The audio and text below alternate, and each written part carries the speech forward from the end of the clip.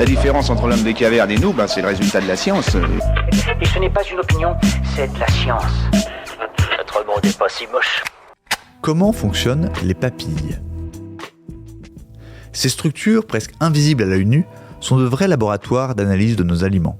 Sucrés, salés, amers, acides et umami, rien ne leur échappe. Grâce aux papilles, nous aimons ou détestons certaines nourritures.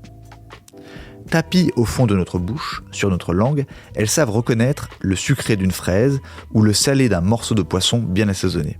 Elles, nos papilles. Chacun d'entre nous en possède plusieurs centaines. Il en existe 4 types et leur nom est toujours plutôt barbare. Jugez donc, il y a les filiformes, les fongiformes, les foliés et les caliciformes. Toutes ne sont pas capables de percevoir le goût. C'est le cas des papilles filiformes les plus nombreuses, très allongées et qui font ressembler notre langue à une râpe. Leur rôle ? Tâter, entre autres, la structure des aliments, qu'ils soient mous, durs, visqueux. 3 autres types de papilles, elles, sont en revanche à classer dans la catégorie des papilles gustatives, car elles savent détecter ce qui compose réellement le goût, les saveurs. Depuis tout petit déjà, nous les connaissons bien, il y a le sucré, le salé, l'amer et l'acide. Une 5e saveur est souvent méconnue des Français. C'est l'umami, dont la signification en japonais est « goût savoureux ». Les experts du goût en ont longtemps débattu. L'umami est-elle une saveur ou non ? Ce n'est qu'en 1985, à l'occasion d'un symposium international, que le terme d'umami a été officiellement reconnu. Depuis, il permet de décrire le goût des glutamates et des nucléotides. Cela ne vous dit rien ? Souvenez-vous des plats japonais. L'umami embaume la sauce soja. C'est ce goût onctueux, enrobant, qu'on trouve également dans les bouillons de viande ou le parmesan. Mais au fait, une papille, comment ça marche ? Les 3 types de papilles gustatives ont un point commun. Elles possèdent des bourgeons de goût.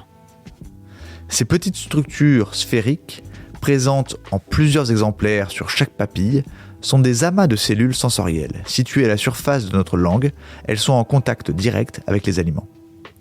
À leur autre extrémité, ces bourgeons sont reliés aux nerfs gustatifs, lesquels plongent profondément dans les papilles. Il manque un dernier élément essentiel à ce mécanisme permettant de diagnostiquer le goût. La salive. Grâce à elle, les molécules porteuses du goût sont solubilisées. Ainsi incluse dans un liquide, la salive, elle gagne plus facilement les bourgeons du goût, où elle déclenche une cascade de réactions allant des cellules sensorielles aux nerfs gustatifs et aboutissent au cerveau. Là, une structure spécifique est en charge de percevoir les saveurs, le cortex, situé en périphérie de nos hémisphères cérébraux. Celui-ci dialogue avec d'autres zones du cerveau, comme l'hippocampe, qui garde en mémoire les goûts déjà rencontrés, et l'hypothalamus, pas plus gros qu'une amande et qui contrôle nos sensations de faim et de satiété, et par là même notre prise alimentaire. Voilà. Il ne reste plus qu'à vous remercier de votre attention.